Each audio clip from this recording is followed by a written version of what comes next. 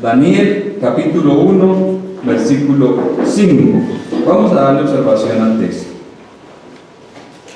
Y les señaló el rey ración para cada día de la porción, de la provisión de la comida del rey y del vino que él bebía, y que los criase 3 años para que al fin de ellos se presentasen delante del rey.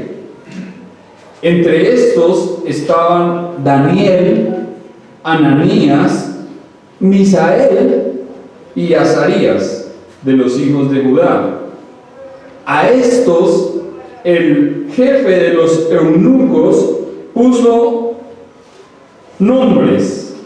Puso a Daniel Belsasar, y a Ananías Sadrach, a Misael Mesac, y a Azarías Abed-nego. Y Daniel propuso en su corazón no contaminarse con la porción de la comida del rey, ni con el vino que él bebía. Pidió por lo tanto al jefe de los eunucos que no se le obligase a contaminarse. Y puso Dios a Daniel en gracia y en buena voluntad con el jefe de los eunucos. Amén. En el contexto veíamos que fueron unos jóvenes judíos llevados a Babilonia por un rey que conquistó y sitió a Jerusalén. Fue el rey Nabucodonosor. Y hablábamos de que sitió la ciudad, invadió, llevó cautivos, tomó lo mejor, de lo más especial de la gente, y llevó cautivos a unos muchachos, a unos jovencitos. Se cree que tenían para aquel tiempo entre la edad de 15, 16, 17 años.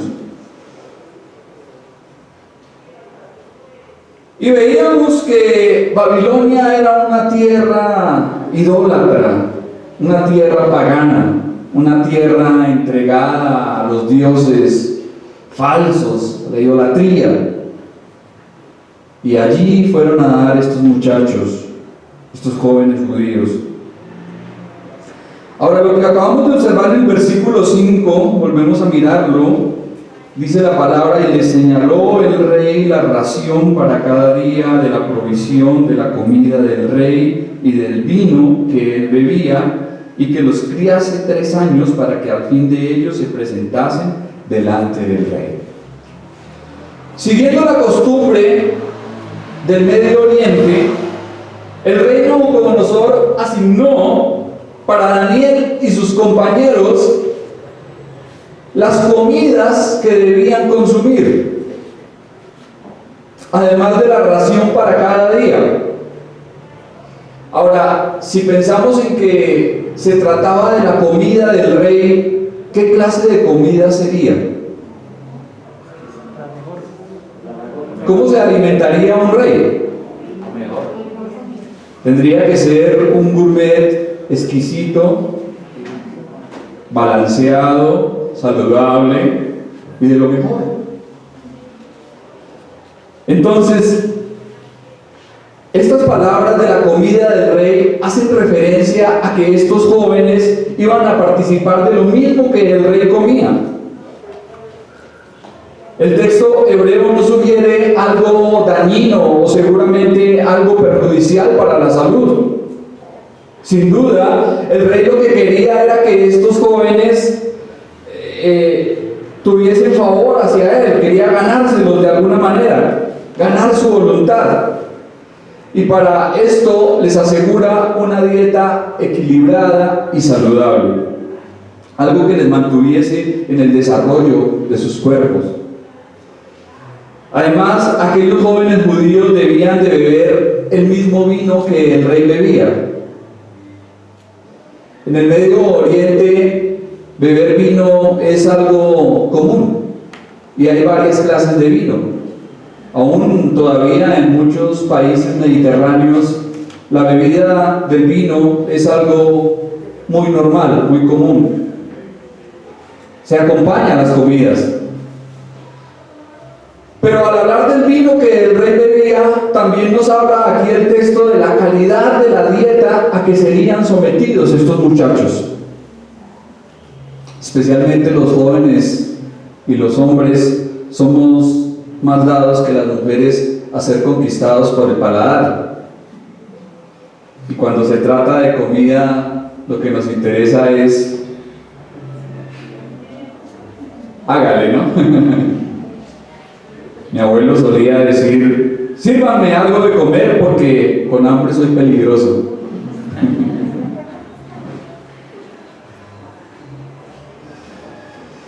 Y aún todavía vemos que hay muchos hombres como Esaú, pero no mi hermano, que esta mañana no nos pudo acompañar porque le decía ahorita a su esposita, el hermano Esaú no vino hoy, entonces va a creer que por eso voy a hablar de él. Ya lo tenía preparado. No como Esaú, pero no nuestro hermano, sino el Esaú de la Biblia, el hijo de Jacob, de Isaac, perdón, hermano de Jacob, que tuvo en poco su primogenitura y la vendió por qué cosa, ¿recuerdan? Por un plato de lenteja. Dice la palabra, porque hasta por un bocado de pan prevaricará el hombre. Muchos solamente se contentan con satisfacer, alimentar la barriga, crecer hacia el horizonte, como si se tratara de llenar, echarle. Pero mire que esos jóvenes, estos muchachos, no pensaron de esta forma. Para ellos hubo una determinación en sus corazones y era honrar y obedecer a Dios por encima de todo. Hoy en día, según la enseñanza del mismo Señor, no somos contaminados por lo que entra a nuestras bocas, sino ¿por qué? Es decir, que lo que hablamos, lo que decimos, lo que sale por nuestros labios es lo que realmente nos contamina. Entonces, no deberíamos preocuparnos tanto por las calorías, ni por el colesterol o las harinas, por esa clase de cosas, aunque también debemos de alguna forma cuidar la salud de la alimentación. Pero más importante, deberíamos preocuparnos por la murmuración, por el chisme, por las calumnias, por las groserías y toda cosa mala que puede salir de nosotros. Cuanta cosa perversa y corrompida puede salir de nuestros labios. Eso es lo que nos debe preocupar ahora. Por 3 años duraría el entrenamiento y la preparación de estos jóvenes, tanto en lo físico como en lo intelectual, para servir al rey. De modo que al terminar ese tiempo señalado, ellos estarían ministrando a Nabucodonosor, pero no como simples empleados domésticos, sino como administradores gubernamentales con responsabilidades de alta envergadura. Lo que estos muchachos iban a recibir era una capacitación especial para ser oficiales y altos gobernantes en el imperio de Nabucodonosor. Ahora, podemos ver aquí algo muy interesante y muy especial. Si un rey pagano, como lo fue Nabucodonosor, pensó en invertir en estos jóvenes que habían sido llevados cautivos, ¿cuánto más nosotros deberíamos, como cristianos e hijos de Dios, pensar en invertir en nuestros pequeñitos, en nuestros niños, en nuestros adolescentes, en nuestros jóvenes? ¿Por qué serán tan importantes? ¿Por qué serán tan importantes los muchachos? ¿Por qué, hermano Nelson? Exactamente, porque cuando nosotros no estemos, ellos son los que van a continuar nuestro legado. De ahí la importancia de invertir, de capacitarles, de enseñarles, de transmitirles la palabra de Dios. No podemos escatimar esfuerzos ni ahorros cuando se trate de darle a nuestros hijos el conocimiento de Dios.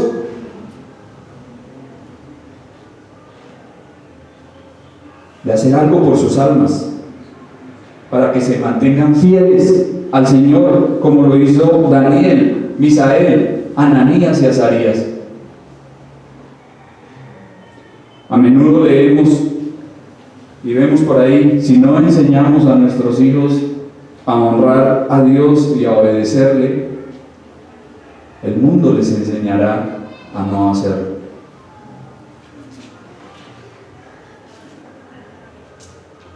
Alguien del pasado dijo: el tiempo es corto, la corriente de este mundo pasa. Aquel que instruye a sus hijos para el cielo y no para la tierra, para Dios y no para los hombres, es el padre que al final será considerado sabio. ¿De qué sirve dejarle a nuestros hijos riquezas materiales? ¿Dejarles posesiones? ¿Dejarles reinos? Veremos que más adelante el rey Nabucodonosor ya no está y queda su descendencia, Belsasar, pero fue un desastre.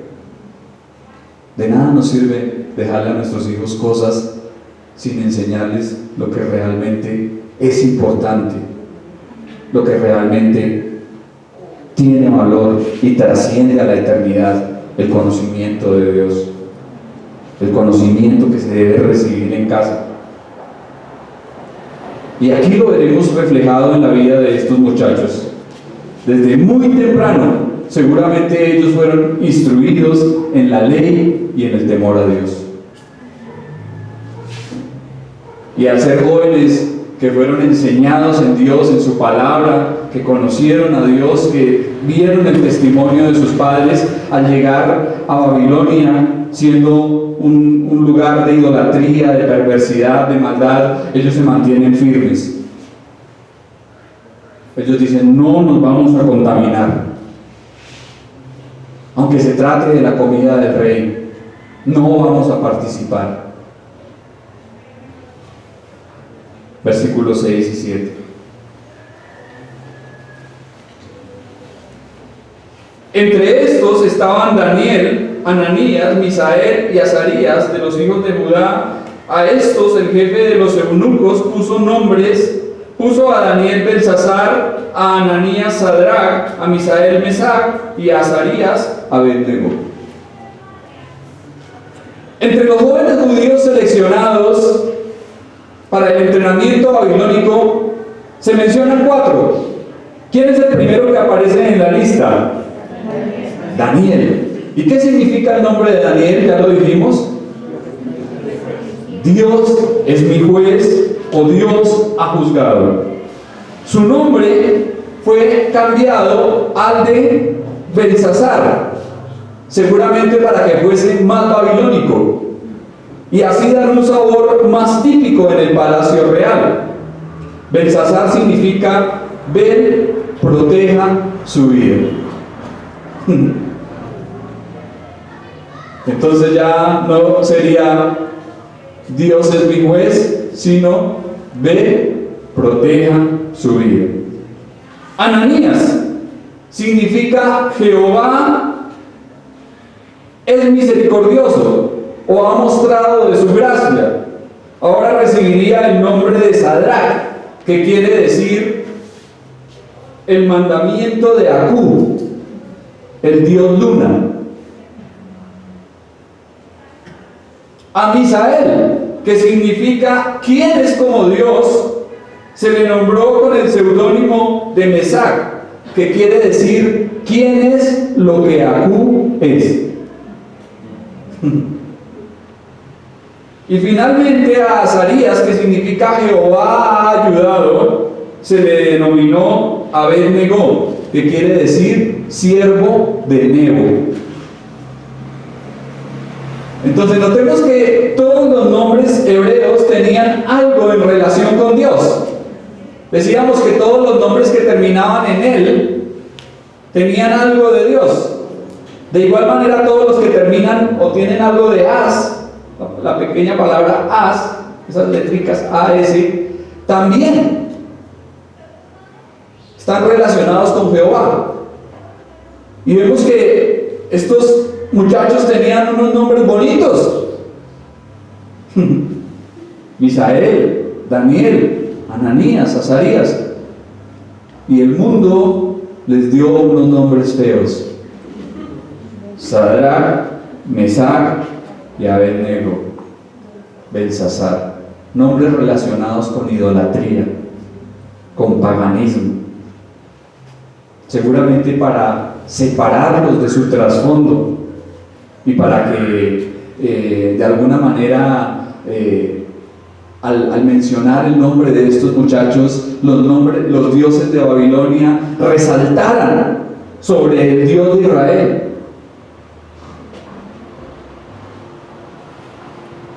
Fue un intento por cambiar la lealtad al Dios de Judá y que estos muchachos se volvieran a los dioses babilónicos.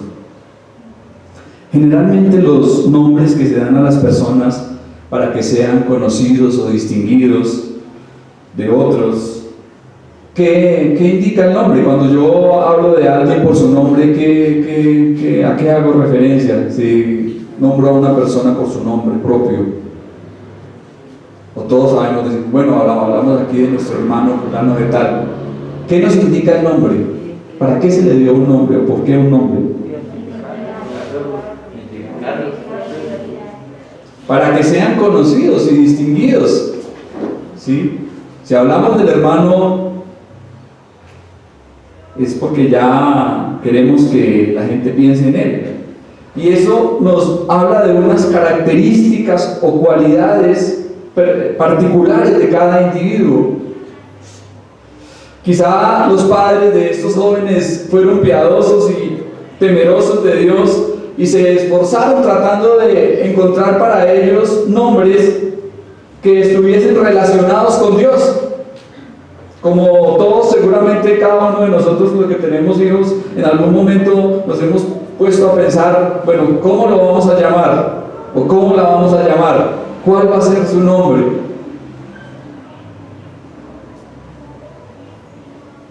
Pero ahora en Babilonia recibieron nombres nuevos relacionados con las divinidades paganas, como se solía hacer cuando una persona era introducida en una situación nueva.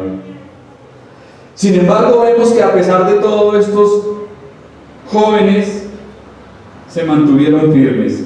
Y a pesar de todo el esfuerzo de Nabucodonosor y de sus vasallos para conseguir que ellos se identificaran plenamente como babilónicos, lo que vemos es que estos muchachos mostraron una firmeza absoluta a los principios de Dios y una fidelidad inamovible a Jehová Dios.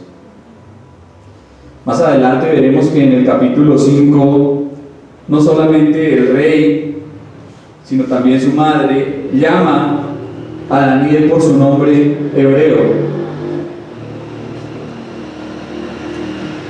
Y seguramente esto nos deja ver que ellos pudieron ver en Daniel a un israelita cuya lealtad y amor al Dios de sus padres no admitía compromisos. Un hombre leal que por nada permitiría que la educación pública ofrecida en un país extranjero corrompiera sus principios o minara su fe. Hablábamos el domingo anterior de lo triste que es ver a muchos hijos de cristianos cuando llegan a la universidad, porque allí los cogen los profesores ateos, los cogen las corrientes humanistas y les dan 3 vueltas y de su fe y de su cristianismo no queda nada. Pero cuán hermoso es ver a hombres firmes, a hombres fieles, a hombres consagrados al Señor, que a pesar de la oposición, que a pesar de la gente que se pueda venir en contra, a pesar de todas las cosas, se mantengan en el Señor, se mantengan fieles a Él en obediencia a su palabra.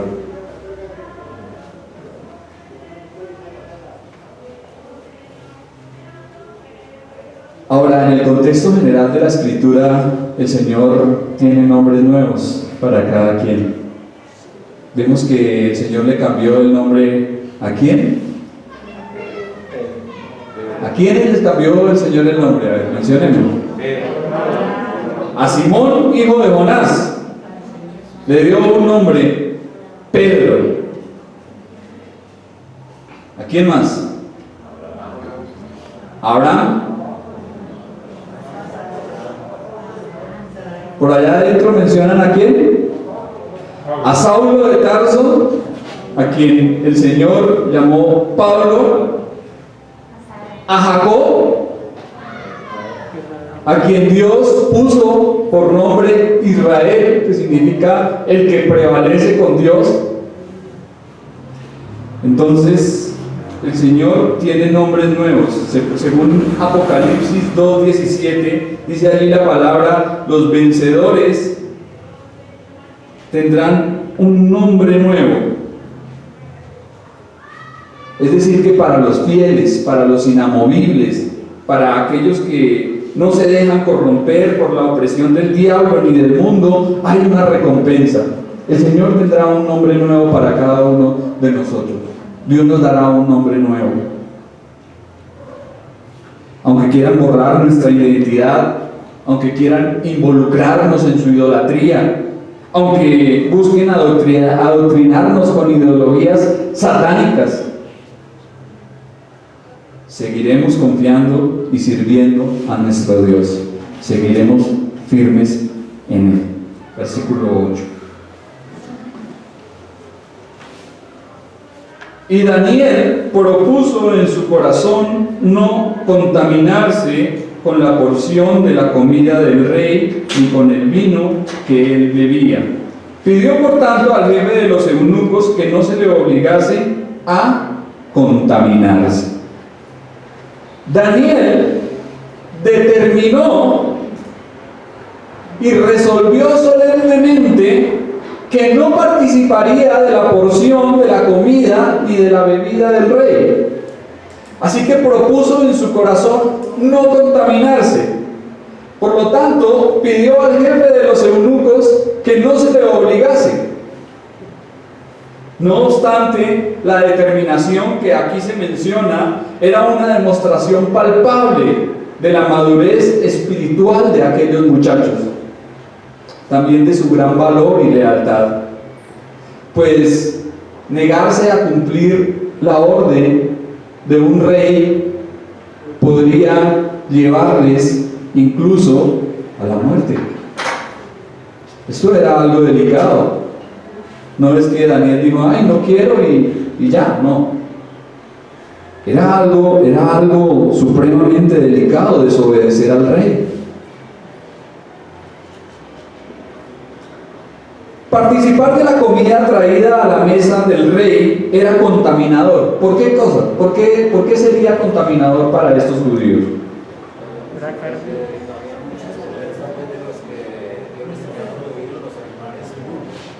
Exactamente. Para ellos habían muchos animales en el Antiguo Testamento que no participaban de ellos porque Dios les había dicho que no lo hiciesen. Entonces, por lo menos comer carne de cerdo para un judío era contaminarse, porque no estaba dentro de su dieta. Además, que los animales sacrificados, seguramente allí en Babilonia ya se practicaba el sacrificio a los ídolos. Entonces, era contaminador.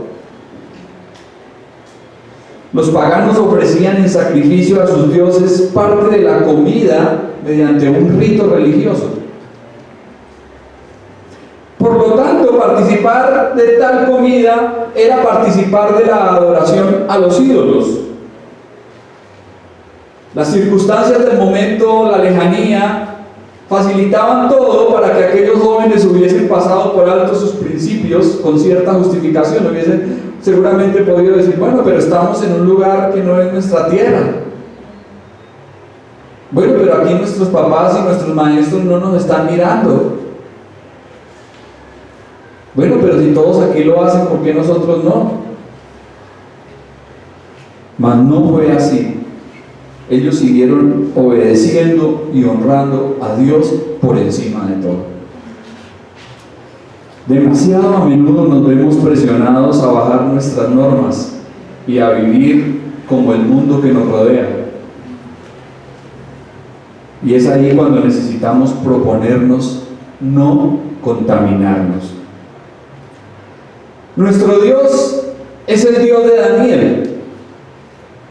Es un Dios santo que quiere para sí gente santa. El apóstol Santiago dice que la lengua contamina todo el cuerpo. Por ningún motivo debemos permitir que la murmuración, la mentira o la grosería nos ensucien, nos contaminen. Tampoco lo que entra por nuestros oídos, las cosas que escuchamos, murmuraciones, quejas, cosas sucias, cosas vanas, incluyendo a la música del mundo. ¡Ah! Sí. Si debemos vivir vidas santas, vidas agradables a Dios, vidas que le honren, debemos de buscar la santidad práctica. Y la música del mundo no nos va a edificar. Perdóneme si le ofendo en este momento, pero trato de hablarle la verdad. No le va a edificar tampoco, ni le va a hacer para el bien de su alma que mire videos, imágenes, fotografías y cosas que terminen ensuciando su mente.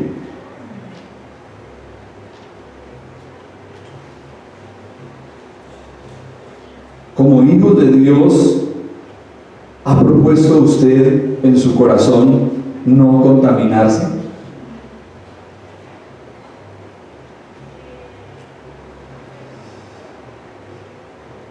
Hace un tiempo alguien venía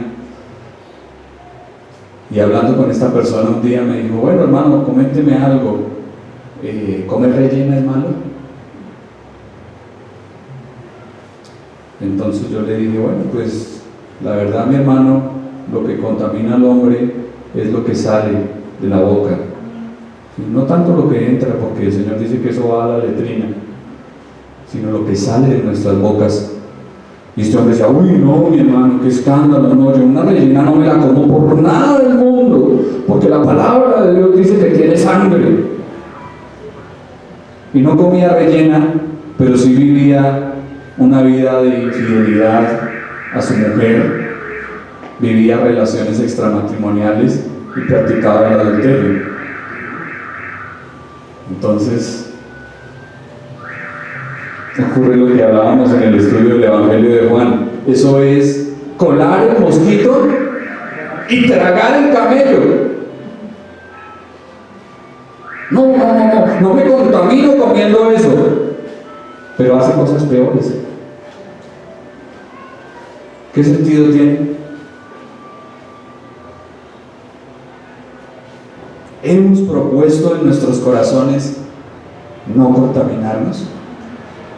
¿Vivimos vidas que agraden y glorifiquen al Señor? Alguien dijo, no hagas nada que no quisieras que Dios viera. Ni digas nada que no quisieras que Dios escuchara.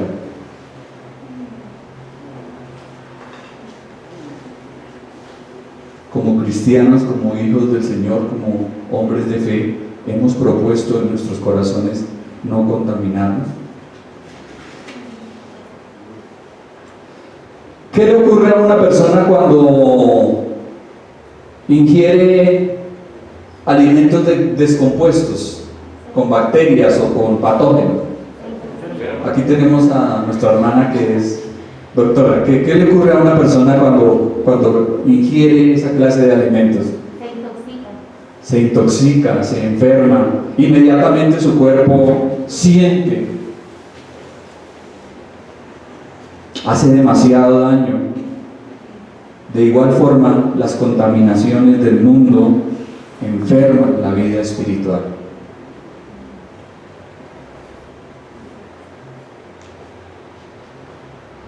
Las contaminaciones del mundo enferman la vida espiritual, mis hermanos. Notemos que Daniel decidió y determinó firmemente no ceder a la tentación desde antes. Muchas veces nos metemos en problemas porque no fijamos previamente los límites. Si no tenemos una propuesta clara en nosotros de decir no voy a hacer esto, lo hacemos. Cuando llegue la tentación, caemos redonditos. Por eso es que es tan importante fijar límites. Defina su compromiso con Dios. Así estará listo para decir no cuando se presente la tentación. Si usted dice, no, yo como hijo de Dios no puedo pecar, no puedo mirar a una mujer que no sea mi esposa, y tiene ese límite establecido en su vida, cuando llegue la señorita allá a picarle el ojo o a reírle, usted dice, no lo hago porque tengo un compromiso delante de Dios, porque tengo que ser fiel al Señor, porque el Señor me conoce, porque el Señor me está mirando. Además que no puedo fallarle a mi mujer. Pero establezca límites. Establezca límites. Si usted no establece límites, puede ir yendo cada vez a cosas peores, a cosas peores, a cosas peores, y seguramente terminará haciendo cosas que nunca llegó a imaginar que las haría.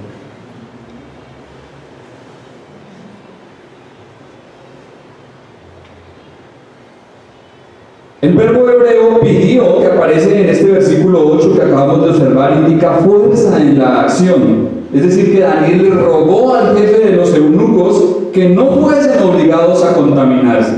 Literalmente eso, le rogó, por favor, no nos hagas participar de la comida del rey, porque no lo vamos a hacer. Versículo 9.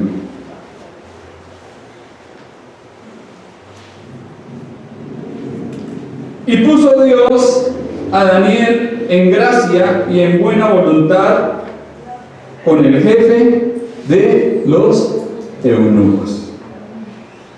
En la versión de las Américas, este pasaje dice: Dios concedió a Daniel hallar favor y gracia ante el jefe de los oficiales. En aquel momento de decisión y cuando se determinó honrar a Dios, Él proveyó la gracia y el favor para que ese propósito fuese cumplido. Dios honra ¿a quiénes? A los que le honran. Y hasta aquí hemos visto en Daniel y en sus compañeros hombres de carácter, de determinación, hombres de firmeza, de integridad, fieles en honrar y en obedecer a Dios, valientes y temerosos de Él. Seguramente aquel funcionario babilónico quedó impactado al ver a unos muchachos tan jóvenes, ya con visiones tan profundas, con esa integridad en sus caracteres. Eso tal vez le marcó a aquel hombre. Bueno, pero mire, estos jovencitos son prácticamente unos niños, pero ya saben para dónde van, ya saben lo que quieren. Pero aún más, Dios se movía con mano invisible tocando el corazón de aquel funcionario.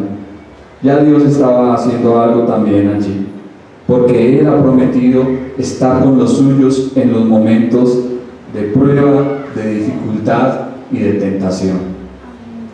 Seamos firmes en sus principios y confiemos en que obrará en formas que tal vez no veamos ni entendamos. Ellos tomaron la determinación de no contaminarse con la comida del rey, y Dios ya estaba obrando para que las cosas fuesen así. La expresión que aparece aquí, buena voluntad, significa literalmente hermandad o amor entrañable, como el que se siente por alguien que ha nacido del mismo vientre. ¿Sería quién? ¿Quién es alguien que nace del mismo vientre? Un hermano. Un hermano. Es decir, que Dios colocó en Daniel y en sus compañeros una gracia y una simpatía especial que el jefe de los eunucos les veía como si se tratase de sus hermanitos, de sus hermanos. Muchas veces pensamos que tenemos afinidad o empatía con las personas por nuestras capacidades, por nuestros logros o por nuestros esfuerzos. Sin embargo, pasamos por alto que se trata de la gracia de Dios en nosotros. Y fue la misma gracia que hizo sobresalir a José en Egipto. Y ahora aquí la estamos viendo en Daniel. Y es Dios quien la da, porque es Él quien lo hace todo. Así que por nada debemos vanagloriarnos, engañándonos a sí mismos. No somos nosotros, es la gracia de Dios que se ha manifestado en humildes pecadores salvados inmerecidamente. Seguramente como creyentes impactemos a otras personas con nuestro testimonio. Seguramente mucha gente al verlo a usted va a decir: uy, yo veo en ese hombre, yo veo en esa mujer a alguien especial, yo quiero ser como él. Pero entendamos definitivamente que no se trata de nosotros, sino de lo que Dios hace a través nuestro. Por eso toda la gloria, toda la honra y toda la alabanza pertenecen a Él por los siglos de los siglos.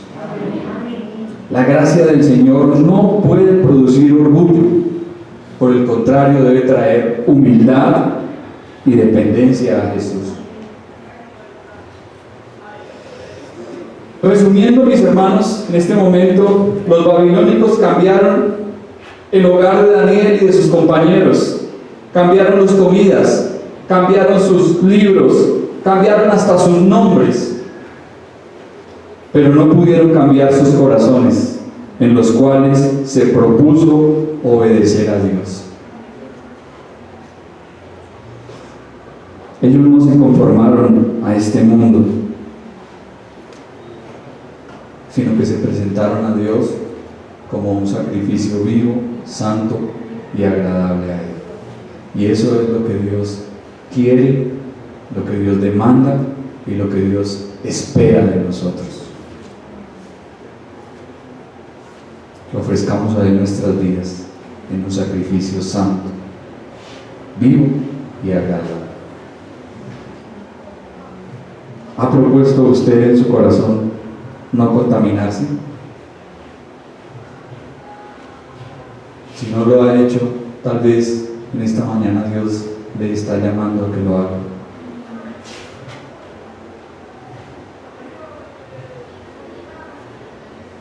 Que el Señor nos ayude y nos dé la gracia necesaria y suficiente para que podamos llevar a cabo ese buen propósito de vivir para Él vidas santas que le honren. Amén, mis hermanos. Vamos a orar. Señor, te damos gracias, Padre, porque tú eres bueno. Señor, siento temor y temblor al exponer tu palabra, porque también me habla a mí, Señor. Es un desafío, Señor, pararnos en este mundo como lo hicieron estos jóvenes y proponer no contaminarnos, Señor, porque la contaminación nos rodea por todas partes. Lo que entra por nuestros ojos, lo que escuchan nuestros oídos, lo que a diario, Señor, tenemos que ver y enfrentar cada día. Pero te pedimos, Señor, que nos ayudes. Te pedimos, Padre, que nos guardes. Te pedimos, Señor, que nos sostengas y que tu gracia, Señor, nos acompañe para que podamos ser agradables a ti, Señor, en todo tiempo y en todo momento. Te damos gracias, Señor, por esta hermosa palabra y te pedimos, Dios, que nos ayudes a poner por obra, Señor, la parte que nos corresponde. Lo hacemos en el nombre de Jesús. Amén.